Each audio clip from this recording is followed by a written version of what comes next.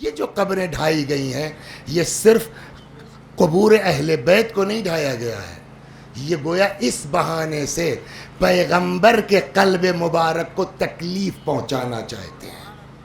یہ صرف بقیع کے روضوں کو نہیں ڈھایا گیا ہے، رسول اللہ کے قلب مبارک کو اذیت پہنچانا چاہتے ہیں۔ تو اب ظاہر سی بات ہے کہ جو نبی کے قلب مبارک کو اذیت پہنچانے کے لیے کوشاں ہو، اس سے ہم آپ کیسے راضی ہو سکتے ہیں؟ اس سے خدا کیسے راضی ہو سکتا ہے؟ پیغمبر اکرم آپ کی صاحبزادی جناب فاطمۃ الزہرا سلام اللہ علیہا، آپ کے فرزندان، آپ کے اصحاب جو جنت البقیع میں دفن ہیں، آج سے 100 سال پہلے جنت البقیع کو ڈیمولش کیا گیا، منہدم کیا گیا، اسی کے خلاف مسلسل یہ احتجاج ہے۔ اس احتجاج کی اہمیت کیا ہے، اس احتجاج کی ضرورت کیا ہے، یہ علماء اکرام، ذاکرین اکرام آپ حضرات سے بیان فرمائیں گے۔ میں اسی لیے سب سے پہلے گزارش کروں گا مولانا وسیع حسن صاحب سے کہ وہ تشریف لائیں اور تقریر فرمائیں۔ السلام علیکم۔ لا حول ولا قوة الا باللہ العلی العظیم۔ اعوذ باللہ من الشیطان الرجیم۔ بسم اللہ الرحمن الرحیم۔ الحمد للہ وصلی اللہ علی رسول اللہ وآلہ الطاہرین۔ آج کی یہ تاریخ 100 سال پہلے پیغمبر اکرم صلی اللہ علیہ وآلہ وسلم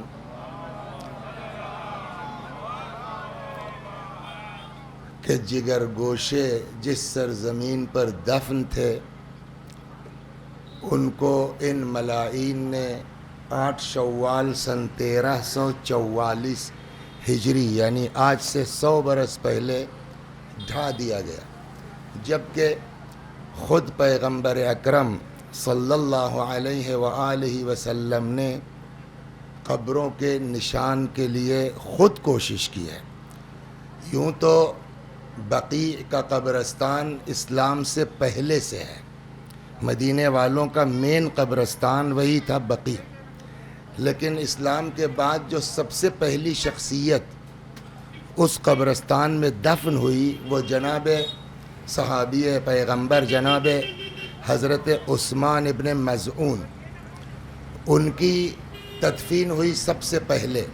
اور جو تاریخ اور روایت میں بات ملتی ہے کہ دفن کے بعد پیغمبر نے خود صلی اللہ علیہ وآلہ اپنے دست مبارک سے عثمان ابن مظعون کی قبر مبارک پر پتھر نصب فرمایا۔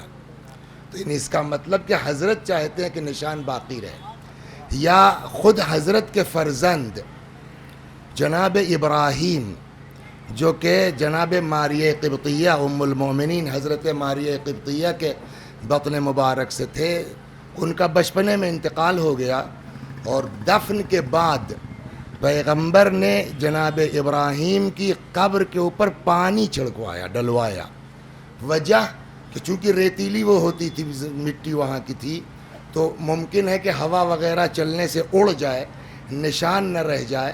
پانی ڈالنے سے یہ ہوگا کہ وہ مٹی سخت ہو جائے گی، نشان باقی رہ جائے گا۔ تو پیغمبر نے اپنے فرزند حضرت ابراہیم کی قبر پر اپنے سامنے پانی ڈلوایا۔ بعض تاریخوں میں اور روایتوں میں ہے کہ کچھ دنوں کے بعد انہی کی قبر میں، ابراہیم کی قبر میں سوراخ ہو گیا۔ پیغمبر نے حکم دیا کہ اس قبر کی مرمت کرو۔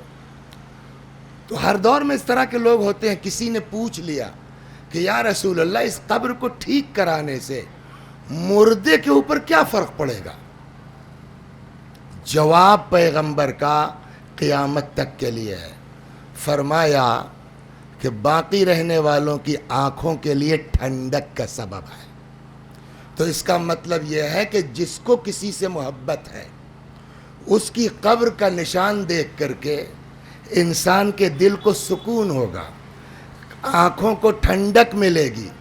دنیا میں کسی کو صدیقہ طاہرہ سے محبت ہو یا نہ ہو، رسول اللہ سے زیادہ کوئی حضرت فاطمہ زہرا سلام اللہ علیہا سے محبت نہیں کر سکتا ہے۔ کلما دخلت علیہ کلما دخلت علیہ فاطمہ قام الیہا رسول اللہ، جب کبھی حضرت کی بارگاہ میں تشریف لاتی تھی رسول اللہ احترام فاطمہ میں کھڑے ہو جاتے تھے۔ تو آج یہ جو قبر کو ڈھایا گیا ہے، اچھا پیغمبر کا وجود مبارک ہمارے آپ کے مردوں کی طرح تو نہیں ہے نا، اس لیے کہ آج بھی وہ اس دنیا پر ان کی ساری توجہ ہے، بلکہ یہاں تک روایت ہے حضرت نے فرمایا حیاتی خیر لکم و مماتی خیر لکم، میری زندگی بھی تمہارے لیے خیر ہے، میری موت بھی تمہارے لیے خیر ہے۔ پھر وجہ فرمائے فاما حیاتی، زندگی کیوں خیر ہے؟ اس لیے کہ اللہ نے میرے ذریعے سے تم کو ہدایت دی ہے، گمراہی سے بچایا ہے۔ موت کیوں خیر ہے؟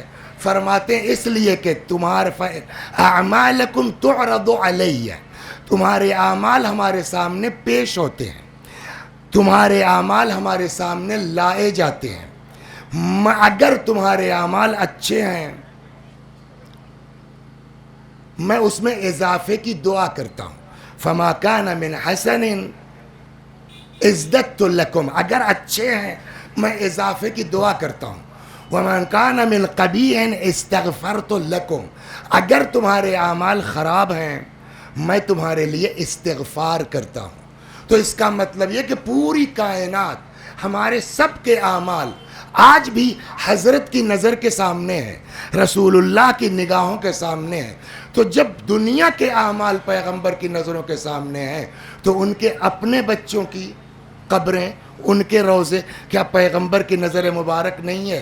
تو میں جہاں تک سمجھتا ہوں یہ جناب فاطمہ زہرا یا خالی جناب فاطمہ کی قبر تو نہیں تھی نا، چار چار اماموں کی قبر ہے، اصحاب کرام کی قبر ہے، امہات المؤمنین کی قبریں ہیں۔ یہ جو قبریں ڈھائی گئی ہیں یہ صرف قبور اہل بیت کو نہیں ڈھایا گیا ہے، یہ گویا اس بہانے سے پیغمبر کے قلب مبارک کو تکلیف پہنچانا چاہتے ہیں۔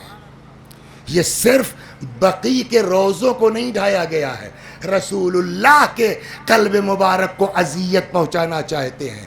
تو اب ظاہر سی بات ہے کہ جو نبی کے قلب مبارک کو اذیت پہنچانے کے لیے کوشاں ہو، اس سے ہم آپ کیسے راضی ہو سکتے ہیں؟ اس سے خدا کیسے راضی ہو سکتا ہے؟ بہت سے علماء ہیں، بزرگ ہیں، وہ اپنی باتیں آپ کے سامنے رکھیں گے۔ میں صرف اللہ کی بارگاہ میں صرف اتنی فریاد کرتا ہوں، پالنے والے جن جن لوگوں نے تیرے نبی کے قلب کو اذیت پہنچائی ہے، یا اللہ ان کو دنیا میں بھی رسوا فرما، آخرت میں بھی جہنم نصیب فرما۔ اور جن لوگوں نے اس احتجاج کے لیے اہتمام کیا، کوشش کی، علماء تشریف لائے، مومنین و مومنات، سب کو یا اللہ توفیق عطا فرما، ہمارے دلوں میں رسول اللہ اور آل رسول کی محبت میں اضافہ فرما۔ والسلام علیکم ورحمۃ اللہ وبرکاتہ۔ آپ حضرات جانتے ہیں یہاں ہونا چاہیے، موجود رہنا چاہیے، مگر مجبوری ہے، جمعہ کا دن ہے، مجھے بھی جانا ہے اور یہ میرے بھائی کو جانا ہے، اس لیے بہت معذرت کے ساتھ۔ والسلام علیکم ورحمۃ اللہ وبرکاتہ۔